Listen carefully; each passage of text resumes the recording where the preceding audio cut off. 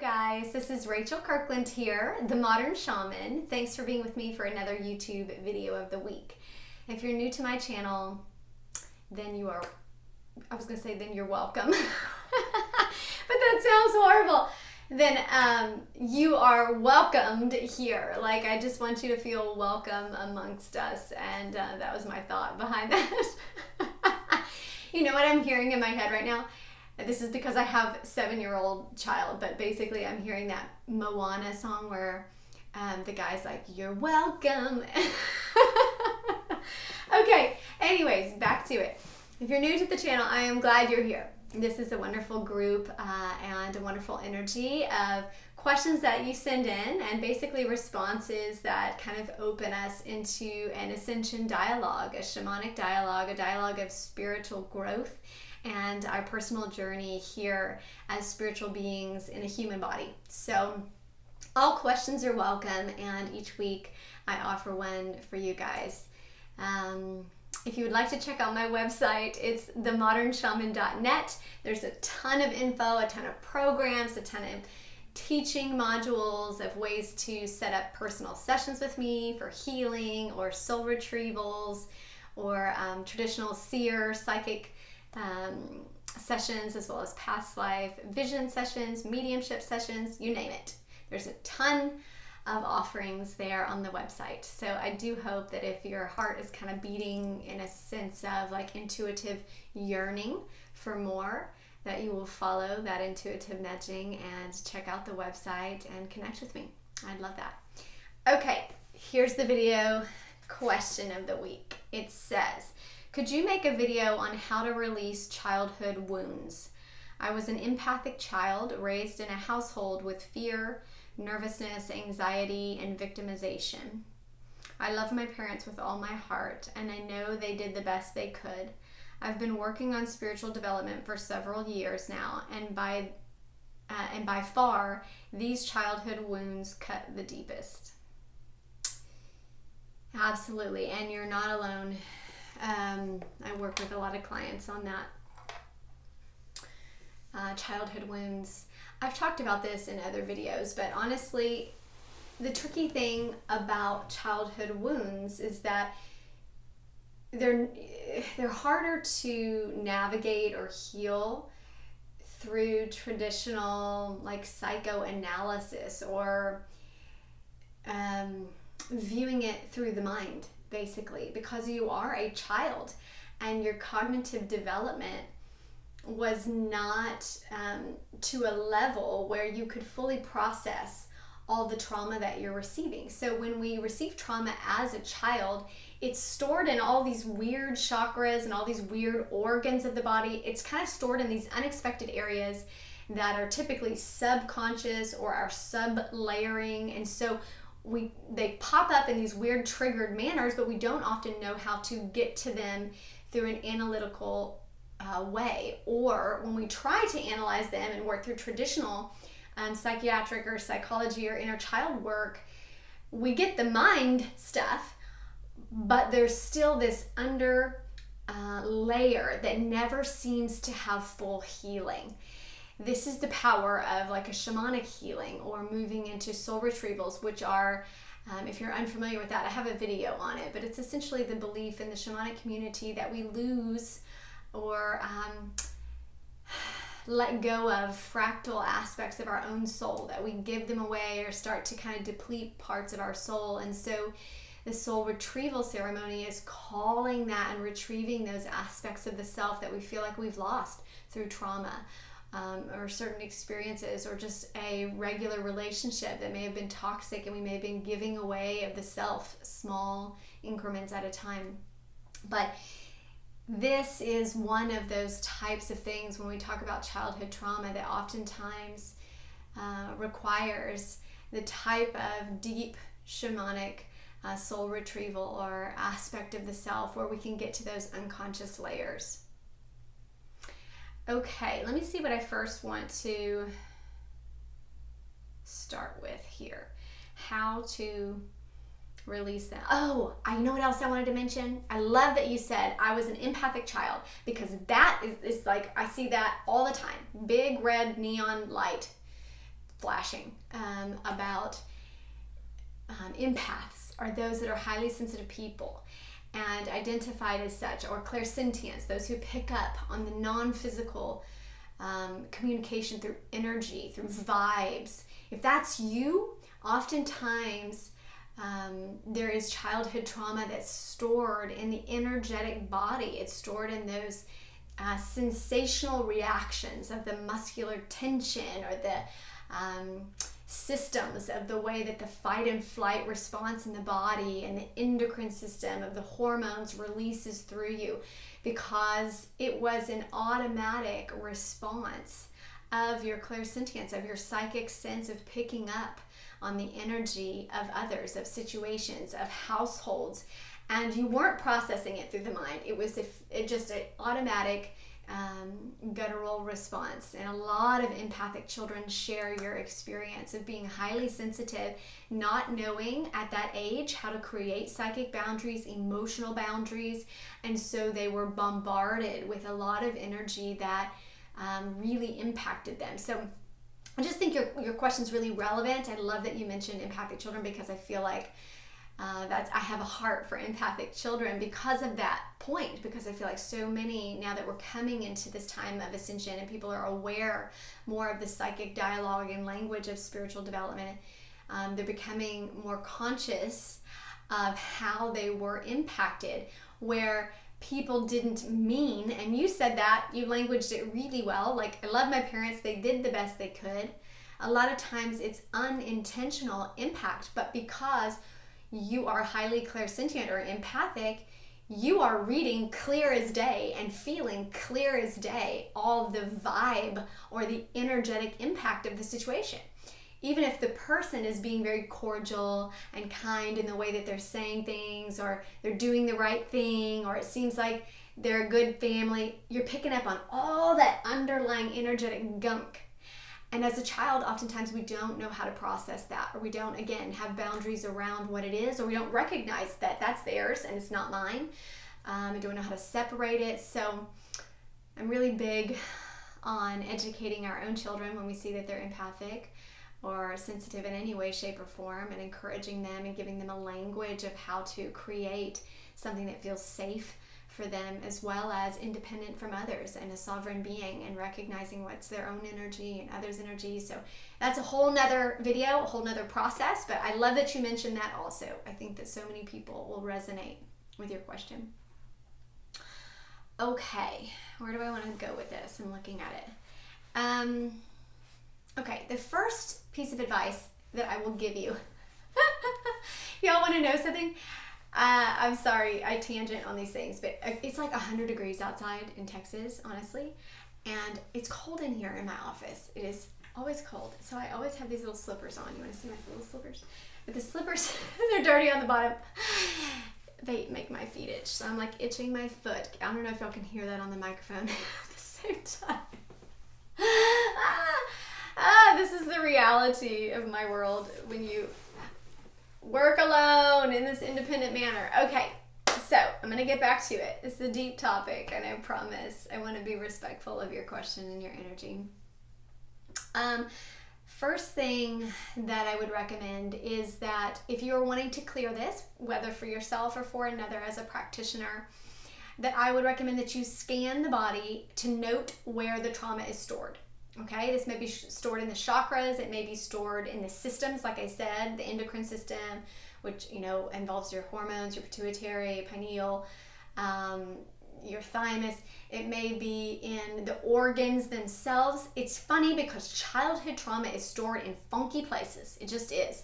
Because it's not rational. You're not at that place where you're all systematic and you're old enough to know, like, okay, this hurt responds here with my gut. You know, you punch me here, you say something personal, it hurts my sense of identity, right? That's where we would normally store it. You can't see, but I'm like pointing to my stomach, right? This is the solar plexus chakra. However, when we're children and I'm dealing with that type of trauma, I'm like, why is that lodged in the jaw? Or why is that lodged in the liver? Or it can just be in all these funky places. So my first suggestion is that you do an intuitive scan of the body. If this is your own body, the way to do that is to initiate an emotional response. So you would think of that trauma moment, or you would think of a phrase that they said that really hurt or that impacted, or even if you're not sure, because sometimes we block the incidents if it's been a severe trauma, but you can think of that person, or you can think of that topic of abuse or whatever it may be, and then you stay very, very still with the physical form, very relaxed in the physical form, and you notice where you have reaction, okay? And this is when it's your own physical body, right? So you may tense up the stomach. It's stored there in the solar plexus or in the stomach or organ itself, although the stomach is a little higher. You may notice it in your breath, in your chest, in your lungs, like it creates this anxiety breathing. You may feel like, oh my God, it's headache, or I feel like I have pressure in my inner ears. Notice with an acute sensitivity of how your body is physically responding to the emotions that you're eliciting from the trauma, okay? And you can practice this. If you've never done this and you don't trust your mind-body reaction or emotional body reaction, then practice this, noticing how your body is speaking to you with where it's holding it. Our body does this all the time.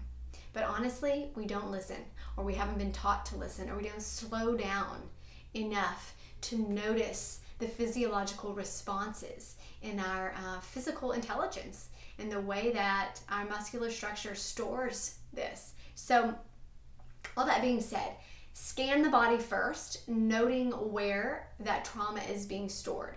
Once you have that, once you've scanned it, if you're a medical intuitive or you have clairvoyance, you can literally do a scan through remote viewing, you can do a scan through aura reading, you can do a scan, even if you're clairaudient, you can ask spirit, where is this stored, or speak to your own body in all the highest intelligence, where are you storing this trauma? Depending on your psychic gifts and how you receive information, you can go through the first step, which is the body scan, noting where the trauma is stored. The second piece of advice that I would give you with this is to then speak and dialogue with the inner child. So this is an important aspect of seeing what either was never given permission to speak, emotions that was never given permission to express, things that were hidden or delayed or repressed. This is such an important and pivotal part of inner child work, because oftentimes this child has something to say, or it's rebellious because it was never given the opportunity to say its own opinion, or it's creating a sense of voice that needs to be heard, or the anger. They were always a goody-goody and they never showed that really hurt them, and they have all this pent-up anger. And the child needs a healthy sense of sacred anger work, of primal screaming. So the second piece of advice would be to give that child a voice, an opportunity. And basically you can do this through your clairaudience of asking, what do you want to say? What do you need to say? What do you have to say to me? You can ask the body, okay? And wait for a response from spirit. You may just have a claircognizant knowing overall for it. You may get a vision of it. You may feel like, I just know I need to express, I need to break something, I need to punch a punching bag, a lot of that expressed repression. Or it may be some little phrase, I would like someone to validate me. I want to know that I'm important, that you see me. Oftentimes inner child work is very simple in what is needed, but we don't take the time to listen to that inner child. So give it a voice. You can do this by writing, literally writing it out. Sometimes I encourage people to draw if they're more artistic and the child almost wants to draw. Sometimes it's like scribbles or red crayons. You can express it yourself, like just say it out loud, like this is what I hear them saying, and give full volition to kind of have a like verbal vomit. You just put it all out there, like whatever this child is saying, I'm not going to restrict them at all. I'm not going to repress them at all. I'm not going to tell them it's not polite, you shouldn't do that, you can't say that, you can't feel that. I'm just going to let them feel it, okay? And a lot of times it's childlike, so you're going to have to let that come through with expression. Okay, that's the second piece of advice. The third piece of advice, or step 3 in here, would be the extraction of that trauma, the extraction of the energy or the blockage that's been created there. So if it's been there for a while, This is where I would bring in soul retrievals or shamanic healing through sound therapy, which in the shamanic community is a lot of drums and rattles, but other people are drawn to singing bowls or literal singing of voices, harmonics, gongs. There's a lot of different sound therapies out there, and go towards what you're drawn towards. But essentially you need a therapy that will release the trauma, and it's targeted on that organ, or it's targeted on that chakra where you are storing the trauma. So if I'm doing a shamanic clearing like that, I may use the drum to loosen up that traumatic energy, because a lot of time it solidifies if it's been there since childhood, almost like coal, you know what I mean? The pressure has kind of set it and made it really hard. So sound therapy can break it up, especially at lower frequencies. Drums are great. They're right about 4 or 5 hertz, and so it's that lower trance-inducing frequency that's really helpful for breaking up heavy, dense energy. It's not the high pitches that kind of crack. Those can crack things. Like if you think about someone singing at a high pitch, or a real high singing Tibetan singing bowl, those will get up there and they'll almost like crack down the fractals. But if you're wanting to loosen, like thinking of a clod of dirt, or again like a piece of coal or some sort of elemental that's been formed for a while and set there, then the lower frequencies are really helpful. So I would break up that, and then I would use wind, because I'm a shaman. I'm going to talk about it like this. There are other ways to do it, yes. But you asked me, so I'm going to tell you my way. And then I would use wind or breath work or my pipe, and I would suck that energy out. So it's basically like using the wind and the elemental of wind, but giving it momentum of pulling out. A lot of times I will do this in synchrony with my client and teaching them how to do their breath work for extraction, where they are pushing out all of the energy of that trauma. You would elicit the thought of it, elicit the thought of the person or the phrase, whatever caused, again, that emotional guttural response. Feel that energy. So that's a calling up of the energy. You'd note where it was stored. Remember, we've already scanned the body. And then you'd go for the pull of extraction. So you'd pull that energy out, whether it's sucking out through the pipe while they are pushing that out through the breath. So it's a direct point of extraction where they are pushing and you are pulling, and that just adds to the energetic momentum. You can also use stones for this. Oftentimes I'll use magnetic stones if this is connected with bloodlines or trauma through ancestral lineage, because hematite has a strong iron content, so does the blood. It pulls with a sense of magnetism out and adds again to that energetic retraction momentum. So after extracting that, essentially you've done an extraction technique of pulling out the trauma that's been stored in those strange areas in the body. And if this is a childhood trauma that impacted you for a long period of time or in multiple ways, you may store it in a lot of different places. This may take 10 sessions, or it may take a year of work on yourself of looking at the different organs, the different places.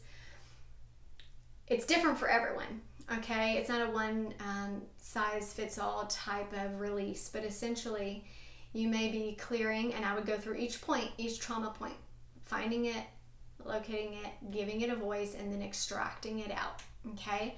And then once it's been extracted, the final step that is, I guess that's step 4, that's really important, is to seal up or to fill the void. So oftentimes, I use the example like if you pull a tooth, right? Then there's almost like that really cold exposed nerve sensation that we get like when we walk outside and it's cold, or when you take a breath in and there's a nerve that, you know, from just a pulled tooth right there. It's overly sensitive. And this is what happens when we do a deep shamanic or a trauma clearing and we leave the void exposed. If we don't seal it with light, seal it with love, seal it with a new habit, a new pattern of thought, a new hope, a new belief, a new life. This is the death and the rebirth cycle. So in the shamanic community, if there's a death of any sort, if we're extracting and something is dying off, a pattern, a belief system, a childhood trauma, something you no longer want, then you need to fill that and continue that cycle in a healthy way by the next, after you've recalibrated from that extraction, to fill that with a sense of a new hope. What do I want in a new relationship pattern? What do I want to create in a new family dynamic with my childhood, with my parents, whatever it may be? It needs to be replaced with a sense of love, and essentially putting that energy into that open area. I was going to say that open, like vulnerable sensation, so that you don't feel overly sensitive. This is oftentimes what people miss, or they skip this step. They're like, I had the healing, and then they're overly sensitive, and then next time they see their parents or anything reflects something that had to do with that trauma that they were just healed from, the impact is like somebody pulling a rubber band and letting it go. It just snaps you back in the face, and you're like, oh my gosh, I thought I just worked through this, but it hurts even more. I'm like super sensitive to it. So that happens when we don't fill the void of that clearing with this. A lot of times I'll fill this with like angelic energy, or I'll bring in angels of light, or that person's light team, or just the energy of the highest vibration of love and wholeness and vitality and acceptance, or whatever it was that they were desiring, kind of that fulfillment of that, and set the energy in place. As a shaman, I like using earth, the earth element. It's just super absorbent, and I have tactile, I think I've shown you, I'm pointing right there on my shelf, but bags of dirt, it's just dirt. But any kind of representative of dirt, a stone will work too. But essentially I place that in the location physically where they had the extraction. I let it sit there, and we work on the intention together to receive the love, to absorb, and to essentially create a new skin, a new life, a new hope and belief for this relationship with the parents, or a new view of my childhood, a new story to create. Essentially, you start the new birth, and so the cycle has been completed for that healing. Again, you can do this with yourself, and you can do this with clients as a practitioner. I didn't go through every detail. I mean, there's a lot to it, and I can't get to that in 20 minutes, but I hope that that is helpful to you and to all of those that resonate with this question. Many blessings. We'll be back here next week with another video.